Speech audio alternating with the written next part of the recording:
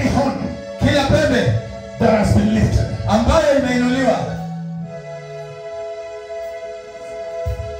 against Jerusalem, juu ya Yerusalemu, Judah and Israel, Yuda na Israeli, 4 craftsmen wafua vyuma 4 have been sent by God. wametumwa na Mungu.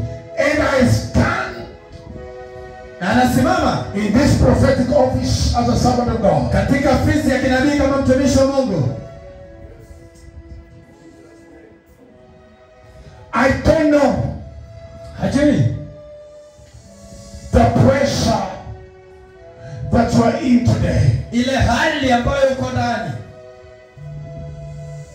I know pressure that somebody is feeling like crying because of what you're going through. Najua kuna hali ngumu ambayo unapitia siku hii na wakati huu. When you look at your parents, Unapotazama wazazi wako, things are tough. mambo ni magumu. When you look at your siblings, Unapotazama ndugu zako, things are not working out. mambo hayaendi. When you turn to the mirror yourself, Unapojitazama wewe mwenyewe katika kioo, you feel like crying. unahisi kulia. God has sent me Mungu amemtuma with this message. na ujumbe huu. He is Yeye the Redeemer who redeems. yeye ndiye mkombozi anayekomboa.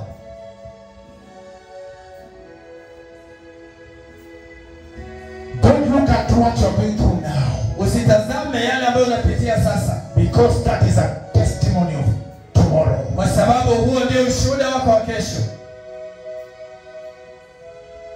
Every challenge and every experience of life Kila changamoto na hali ngumu ya maisha is a testimony. It is a testament of tomorrow. ni mwanzo wa ushuhuda wako wa kesho. Hallelujah. I want you to lift your eyes.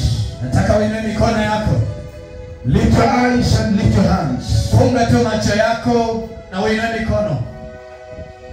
You know what you're going through in life. Unajua kile unapitia maishani.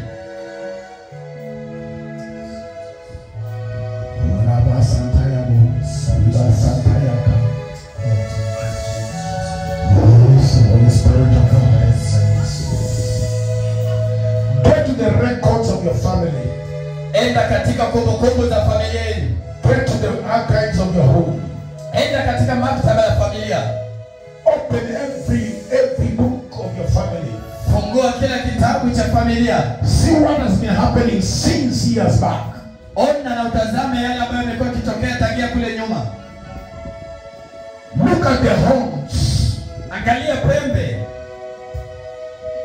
Close your eyes. Funga macho yako, mtu wa Mungu. Every family, Kila familia their homes kuna pembe that scatter. ambazo zilitawanya. But the Bible tells me Mungu na Biblia inasema they will come watakuja in one direction, katika njia moja, but I will scatter them in 7 different. nami nitawatawanya katika njia 7 tofauti. We also serve a God who scatters. Pia tunamtumikia Mungu anayetawanya, Who scatters our enemies. ambaye anatawanya maadui zetu. If the demons and the evil spirits Kama mapepo na roho wachafu